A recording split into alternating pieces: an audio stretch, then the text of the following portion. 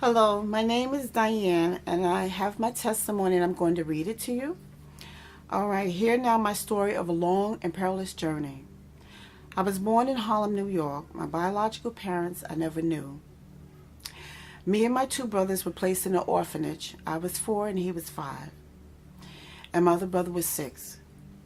Being there for a very long time, there was a lady that used to come visit us, and she used to bring us food, and she would bring us clothing. After a very long time after that, this woman came back and she took us home to our new home. My life as a child in school was not that great. Elementary school, I was great, but when I got to high school, I turned to a totally different world. I was involved in drugs. I did a lot of things that I shouldn't have done. Moving the tape forward, when I got on my own, I ran away from home and I got into more drugs. And I got into a world of prostitution. I got into a world of just dating many men and being abused by men. Every day I got beat by men. And then one day I met this man named Michael Macbeth, whom I thought was the world. And you wouldn't think that anything was wrong because he was the type that opened a door for you, pull out a chair for you. But there was a dark side to Michael. Michael was on drugs, and I didn't know at the time, okay, because there was things about him that were very secretive. And one day, we got into a very bad argument. This man beat me very bad, dragged me to the floor, put a knife to my throat, and told me that he would kill me if I screamed. That was the day that I looked death in the face, and this was in 1996 when this happened in my home in Staten Island in the Berry Homes. I had to use the bathroom on myself. I couldn't use the bathroom. He wouldn't let me eat, nothing. I was held hostage.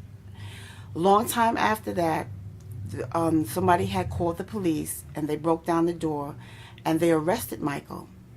I went to court and everything. He was arrested and put in jail. After that, I had lifted the court order, which was a very foolish thing for me to do. After that, this man came back after me after that and accosted me again. This time, this man stabbed me 3 times in my chest. I was left for dead in the hallway of my building in the Berry Homes in Staten Island. I was in the hospital for 4 weeks. And during that time, I just prayed and I asked God to help me, to save me. I was afraid. And I thought I was going to die.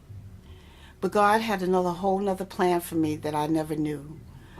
And as I laid there in the bed, trying to get myself well, and the healing process came, and eventually I came home from the hospital, still had to go through different tests and things like that, because I had to learn how to breathe again. I had a collapsed lung that God healed in my body.